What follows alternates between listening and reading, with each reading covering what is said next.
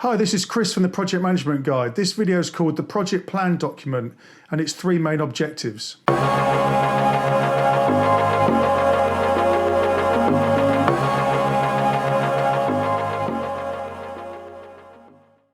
In this video, I'm going to talk about the main elements of the Project Plan document.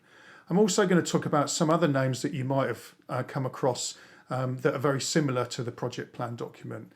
And then in a moment, I'm going to talk about the three main objectives that we have when we're creating the document. So this is the Project Plan document. We're going to come back to this in a moment, but I just wanted to show you that there's a lot of sections to fill out in the Project Plan document. And when people talk about the Project Plan, they quite often mean the timeline or the project schedule, in fact. But as you can see, there's a lot more to the Project Plan document overall. So we're going to come back to this in a moment. So I just wanted to talk about some of the other names that are in common use in the project management world for the Project Plan document. You'll often hear people talk about a project initiation document, which comes from the PRINCE2 world. Sometimes the document may be called the terms of reference. Project proposal is quite often used as well, and that's obviously a document that's used when you've got external clients, for example. And also the statement of work is in common use as well. Now you'll find that essentially these are all very, very similar documents. So the contents is very much the same, but it just really depends on your organisation as to the name of the document that's in use. So moving on to the three main objectives that we have when we're filling out the Project Plan document. So the first objective is all about project definition. It's all about understanding what the aims and the objectives for the project are. So we're trying to understand why we're delivering the project, what's the business context, who the customer is, who the stakeholders are and the users, etc. We're also trying to understand why the project is needed and what we're going to deliver in the project as well. The second objective in the Project Plan document is all about how we're going to run the project.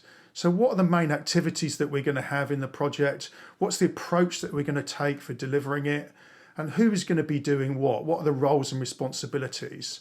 Then we're going to talk about the timescales and the project schedule and the dates for when we're going to deliver certain aspects of the project.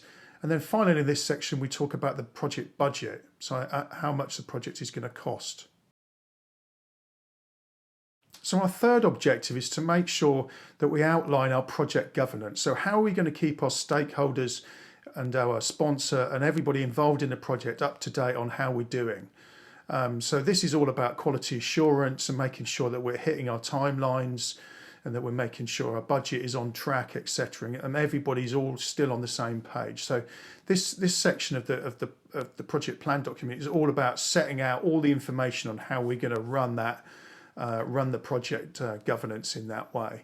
And when we start a project, we're going to have a set of risks, and we're going to make some assumptions, and we're going to have a set of constraints and dependencies on the project before we start the project. So we need to make sure that the sponsor and everybody involved in the project is clear on what those risks and what those challenges are before we start their project, and make sure that they're bought into those before we actually start the full main project in itself.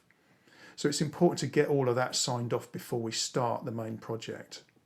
So in summary then, we've been talking about the Project Plan document. We've outlined the different sections to the document. We've said that there are a number of different names for this type of document that are in general circulation. So in your organisation, it could be called a Project Initiation Document or a PID, or a Terms of Reference is also in use, or it could be called a Statement of Work, and sometimes it's called a Project Proposal. Essentially, they're all the same document, they have the same sections, etc. Then we also talked about the three main objectives that we have when we're filling out the document. So we talk about the project definition, we talk about how we're going to run the project, and then we talk about how we're going to govern the project and how we outline what the risks are before we start the project. I hope you've enjoyed the video. I'd love to hear your comments, so let me know how you're getting on filling out your Project Plan documents. Subscribe on the button below, and I'd look forward to hearing from you. In the next video, I'm going to talk about the project sponsor and why they're important to your project.